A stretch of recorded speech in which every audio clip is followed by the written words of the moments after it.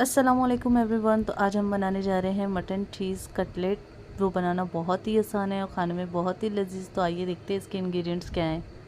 यहाँ पर कीमा हमने आधा किलो लिया है, जिसे एक पैन में हमने डाल दिया है। इसी के साथ हम डालेंगे इसमें 3 चम्मच भरकर अदरक लहसुन का पेस्ट और 3 चम्मच भरकर हम यहाँ पर डालेंगे हरी मिर्ची का पेस्ट।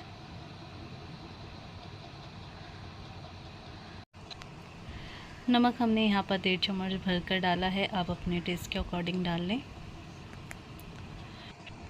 और इसी के साथ हमने यहाँ पर 1 चम्मच भरकर ज़ीरा पाउडर डाला है और इसी के साथ हम आधा चम्मच भरकर हल्दी पाउडर डालेंगे और आधा चम्मच के करीब हम इसमें गरम मसाला पाउडर को डाल देंगे और इसी के साथ इसमें जाएगा आधा चम्मच काली मिर्च पाउडर। डाल के आप तमाम चीज़ों को अच्छे से मिक्स कर लें। कीमे को अच्छी तरह से मिक्स कर लेने के बाद हमने यहाँ पर आधा कप के करीब पानी डाला है। पानी सूख जाए और हम इसे 15 मिनट के लिए कवर करके रख देंगे ताकि हमारा कीमा अच्छे से पक जाए। तो यहाँ पर 15 मिनट हो चुके हैं और हमारा कीमा अच्छे से गल चुका है और इसका पानी भी बहुत अच्छे से सूख चुका है। तो आपने इसी तरीके से कीमे के पानी को अच्छे से ड्राई कर लेना है। कीमे में हम आधा मुट्ठी के करीब धनिया की पत्ती को डाल के एक मिक्सी के जार में डाल लेंगे। जब कीमा ठंडा हो जाए तो हम इसका पेस्ट बना लेंगे। कीमे को आप अच्छे से पीस लें।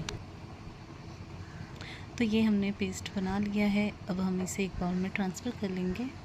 तो हमने ऐसे ही सारे कीमे को अच्छे से इसका बारीक सा पेस्ट बना लिया था और इसी में हम एक नींबू का रस डाल देंगे। और यहाँ पर हमने 3 नरम पाव लिए हैं। अगर आपके पास पाव अवेलेबल नहीं है तो आप इसकी जगह ब्रेड को नरम करके डाल सकते हैं। यहाँ पर मैंने पानी लिया है, पाव को इसमें डाल दिया है ताकि हमारे जो पाव है वो सॉफ्ट हो जाए। इसी तरीके से मैंने पाव को से पानी को निकाल लिया है और ऊपर का ये जो कड़क हिस्सा है मैं हल्का हल्का करके निकालूंगी और इसे मैं कीमे में डाल दूँगी। अगर आपके पास पाव नहीं है तो आपने 8 से 9 ब्रेड स्लाइस के ले लेना है और इसे पानी में सॉफ्ट करके उसे डाल लेना है। इसी तरीके से मैं तीनों पाव को कर लूँगी। तो मैं यहाँ पर पाव को अच्छे से पानी से निकाल के मैंने कीमे में डाल लिया है। अब मैं इसे अच्छे से मिक्स कर लूँगी। आपने इसे तमाम बैटर को बहुत ही अच्छे से मिक्स कर लेना है ताकि इसमें एक भी लम्स या पाव का कड़क हिस्सा ना रहे।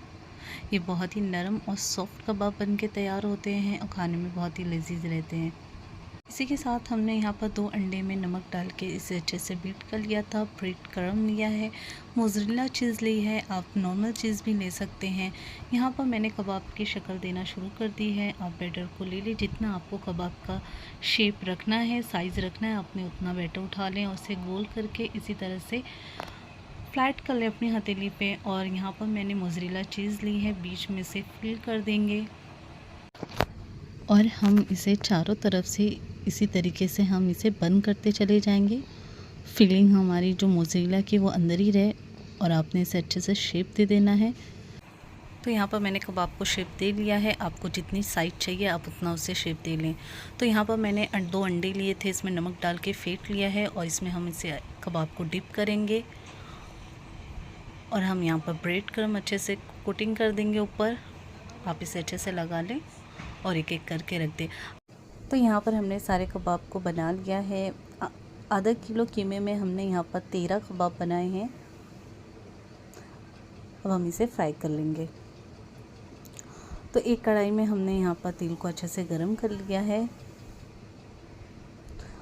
और जब तेल आपका गरम हो जाए तो यहाँ पर आपने एक एक कबाब को डाल लेना है। यहाँ पर हमने गैस के फ्लेम को हाई रखा है ताकि हमारे जो कबाब हैं वो क्रिस्पी क्रंची बने और अंदर से ये सॉफ्ट रहेंगे। फ्लेम को अगर आपने लो कर दिया तो आपके कबाब बहुत ही नरम होकर टूटने लगेंगे। तो आपने फ्लेम को हाई रखनी है। तो यहाँ पर मैंने 4 से 5 कबाब डाल लिए हैं और मैं इसे 2 से 3 मिनट तक के ही फ्राई करूँगी। तो तकरीबन 1.5 मिनट के बाद मैंने इसे टर्न दे दिया है। एक तरफ से ये अच्छे से लाल हो चुका है, जैसा हमें कलर चाहिए गोल्डन। तो आपने इसी तरह से तमाम कबाब को पलट लें